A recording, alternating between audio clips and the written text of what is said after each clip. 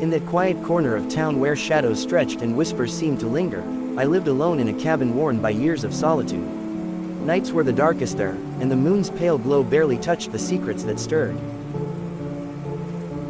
The rustling of leaves took on a sinister tone, as if the trees themselves held their breath.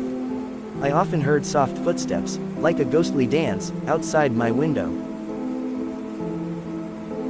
Sleep was elusive, as if something unseen watched from the darkness, its presence a chilling weight on my chest. The townspeople had their tales, muttered in hushed voices, of things that prowled those woods when the moon hid its face. A mist would creep through the trees, the air heavy with an unspoken terror. One evening, as the sky turned an inky black, I ventured outside, the forest swallowing me in its embrace. The crickets stopped their song, and the wind held its breath, as if nature itself sensed the lurking malevolence. In the heart of those woods, I stumbled upon an ancient cemetery, gravestones weathered and forgotten. It was then I saw her, a figure draped in white, standing among the tombstones, her eyes like pools of darkness. A shiver ran down my spine, the weight of her gaze inscribed in my soul. I turned and fled, my heart pounding with a primal fear. But the presence never left. The cabin became a prison, each night a descent into a realm where dreams and reality blended into a tapestry of horror. Whispers surrounded me, words just beyond comprehension, and the walls seemed to pulse with a hidden heartbeat.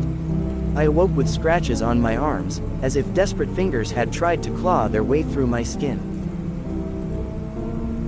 Days turned to weeks, and I felt the tendrils of madness winding around my thoughts.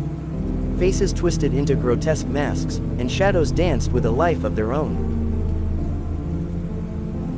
The figure in white would appear, her mournful eyes like an abyss that threatened to swallow me whole. I knew then that I was not alone. The cabin held secrets older than time, and I was but a puppet in its sinister game. The climax came on a moonless night, as the woods seemed to draw me and the figure awaited, her ethereal form illuminated by a pale, ghostly light. She beckoned, and I approached like a moth to a flame, unable to resist the pull of her presence.